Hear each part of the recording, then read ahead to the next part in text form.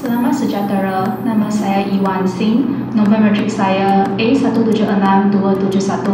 Saya merupakan pelajar tahun akhir program linguistik di Fakulti Sains Sosial dan Kemanusiaan. Saya juga merupakan pelajar di bawah penyelidikan Dr. Azlan. Pada hari ini, saya akan membentangkan hasil kertas kerja saya yang bertajuk Pemilihan Bahasa dalam kalangan mahasiswa Cina di Petaling Jaya, Selangor. Baiklah, sebagai pengenalan, pemilihan bahasa berlaku apabila terdapat lebih daripada satu bahasa atau kelainan bahasa dalam sesuatu komuniti. Menurut Su, pemilihan bahasa tidak hanya berlaku dalam komunikasi interetnik sahaja, tetapi juga sering berlaku dalam komunikasi intraetnik, iaitu dalam kalangan kaum Cina. Hal ini disebabkan sebahagian besar orang Cina di Malaysia adalah komuniti multibahasa, di mana mereka boleh bertutur lebih daripada dua bahasa, misalnya bahasa Cina, bahasa Melayu, bahasa Inggeris dan juga dialek-dialek Cina.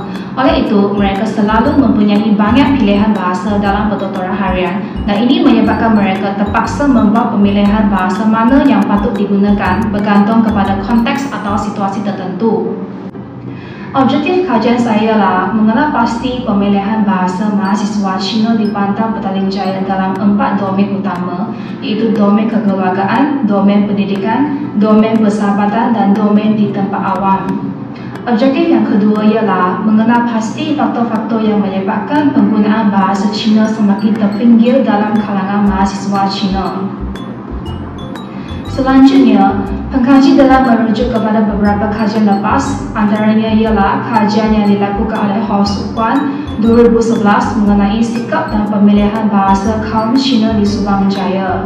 Kajian seterusnya ialah Su Yu Pong 2011 dan Sadia Malik 2015 mengenai pemilihan bahasa dalam komunikasi atas talian dan sebagainya. Seterusnya, metodologi yang digunakan ialah kaedah kepustakaan, kaedah soal selidik dan kaedah temu buah. Melalui kaedah kepustakaan, pengkaji boleh mendapat maklumat daripada sumber-sumber perpustakaan, misalnya buku, jurnal, tesis serta bahan ilmiah mengenai pemilihan bahasa yang boleh memberi idea dalam kajian yang dilakukan. Seterusnya, kaedah soal selidik digunakan sebagai kaedah utama dalam kajian ini untuk memperolehi data pemilihan bahasa mahasiswa Cina di Bandar Petaling Jaya. Borang soal selidik yang disediakan merangkumi dua bahagian utama, iaitu bahagian A dan bahagian B. Soalan-soalan yang terkandung dalam bahagian A ialah mengenai latar belakang responden, manakala bahagian B pula adalah mengenai pemilihan bahasa mahasiswa Cina dalam 4 domen utama. Sebanyak 100 borang soal selidik telah diedarkan secara dalam talian. Seterusnya, 10 orang responden yang telah melengkapkan borang soal selidik dipilih untuk ditemu buah bagi mengumpulkan maklumat mengenai faktor-faktor yang menyebabkan penggunaan bahasa Cina semakin terpinggir dalam kalangan mahasiswa Cina. Seterusnya, dapatan dan perbincangan. Data yang telah dianalisis kemudiannya dipaparkan dalam bentuk jadual dan diklasifikasikan mengikut pemboleh ubah aliran pendidikan. Bahagian ini membincangkan pemilihan bahasa mahasiswa Cina di Bandar Petaling Jaya dalam domen kekeluargaan, domen pendidikan, domen persahabatan dan domen di tempat awam. Jadual di bawah memaparkan kekerapan dan peratusan pemilihan bahasa responden apabila bertutur dengan anggota keluarga mereka, iaitu ibu bapa, adik-beradik serta datuk dan nenek mereka. Hasil analisis menunjukkan kebanyakan responden yang berpendidikan Cina lebih mengutamakan bahasa Cina apabila berkomunikasi dengan ibu bapa dan adik-beradik, iaitu masing-masing seramai 21 orang dan 29 orang. Manakala bagi responden yang berpendidikan Inggeris pula, bahasa yang paling banyak dipilih apabila berinteraksi dengan ibu bapa dan adik-beradik ialah bahasa Inggeris, iaitu masing-masing sebanyak 32 orang dan 48 orang. Sementara itu, kedua-dua kumpulan responden lebih cenderung menggunakan bahasa Cina dan dialek apabila berinteraksi dengan datuk dan nenek mereka. Bagi kumpulan responden yang berpendidikan Cina, bilangan responden yang menggunakan bahasa Cina dan dialek adalah sama, iaitu masing-masing berjumlah 18 orang. Manakala pilihan bahasa tertinggi dalam kalangan responden yang berpendidikan Inggeris pula ialah bahasa Cina, diikuti dengan dialek iaitu masing-masing 27 orang dan 23 orang. Secara keseluruhannya, majoriti responden cenderung memilih bahasa Inggeris apabila berkomunikasi dengan ibu bapa dan adik-beradik. Apabila berinteraksi dengan datuk dan nenek pula, responden lebih gemar menggunakan bahasa Cina dan dialek. Seterusnya, domain pendidikan. Jadual di bawah memaparkan pemilihan bahasa responden apabila berkomunikasi dengan pensyarah sebangsa, rakan sekelas sebangsa, rakan sekelas Melayu dan rakan sekelas India. Didapati bahawa semua responden yang berpendidikan English berkecenderungan menggunakan bahasa English apabila bertutur dengan pensyarah sebangsa, iaitu sebanyak 58 orang. Apabila berinteraksi dengan rakan sekelas sebangsa, rakan sekelas Melayu dan rakan sekelas India, majoriti responden yang berpendidikan English juga lebih kerap menggunakan bahasa English, iaitu masing-masing sebanyak 52 orang, 37 orang dan 56 orang. Bagi kumpulan responden yang berpendidikan Cina, kebanyakan mereka memilih bahasa English sebagai pilihan yang utama apabila bercakap dengan pensyarah sebangsa dan rakan sekelas India, iaitu masing-masing sebanyak 31 orang dan 36 orang.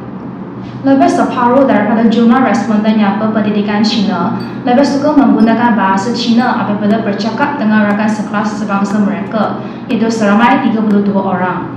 Apabila berinteraksi dengan rakan sekelas Melayu, kadar penggunaan bahasa Melayu adalah lebih kurang sama dengan penggunaan bahasa English, iaitu masing-masing 23 orang dan 19 orang. Pada keseluruhannya, bahasa yang paling kerap digunakan oleh responden dalam domain pendidikan ialah bahasa English. Penggunaan bahasa Cina adalah lebih kurang dalam domain ini kerana bahasa Cina tidak memainkan peranan penting dalam pembelajaran di universiti. Domain persahabatan. Jadual di bawah memaparkan pemilihan bahasa responden apabila bertutur dengan rakan sebangsa, rakan kaum Melayu dan rakan kaum India. Majoriti responden yang berpendidikan Cina lebih kerap menggunakan bahasa Cina apabila berkomunikasi dengan rakan sebangsa mereka, iaitu seramai 37 orang. Responden yang berpendidikan English pula memilih bahasa English sebagai pilihan yang utama apabila bercakap dengan rakan sebangsa, iaitu sebanyak 48 orang. Bahasa Melayu menjadi pilihan utama bagi kedua-dua kumpulan responden apabila bertutur dengan rakan kaum Melayu, iaitu masing-masing 25 orang dan 42 orang. Bahasa yang paling banyak digunakan oleh kedua-dua kumpulan responden apabila bertutur dengan rakan kaum India masih merupakan bahasa English, iaitu masing-masing sebanyak 37 orang dan 57 orang. Dapat dibuat kesimpulan bahawa bahasa yang paling dominan digunakan dalam domain persahabatan ialah bahasa English. Kebanyakan mahasiswa Cina di Bandar Petaling Jaya cenderung menggunakan bahasa English apabila berkomunikasi dengan rakan sebangsa dan rakan yang berbangsa India. Apabila berinteraksi dengan rakan Melayu pula, responden lebih suka menggunakan bahasa Melayu. Domain di tempat awam.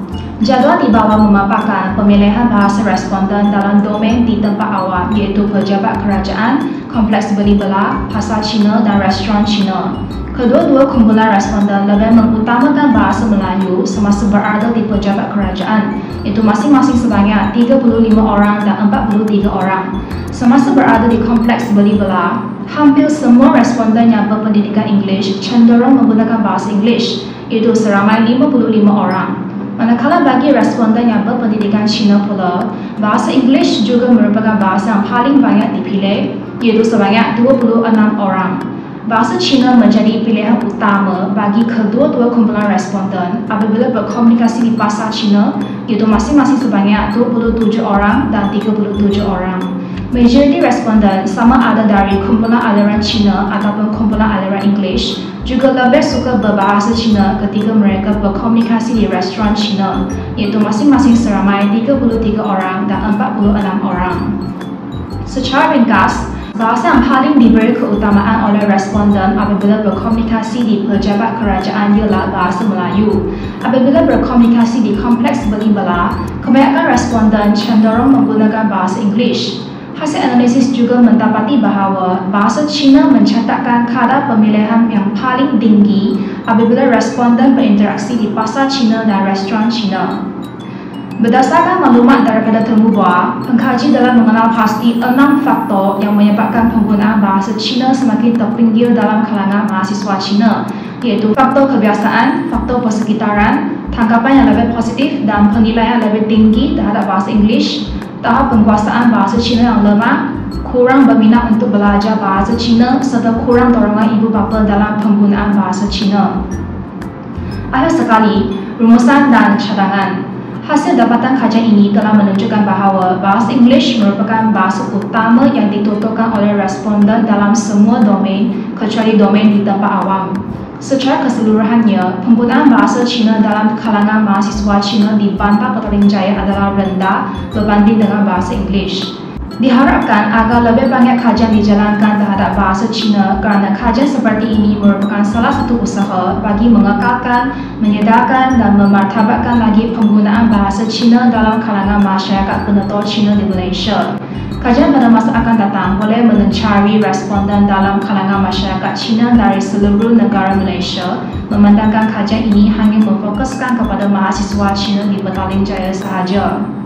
Itu sahaja daripada saya. Sekian, terima kasih.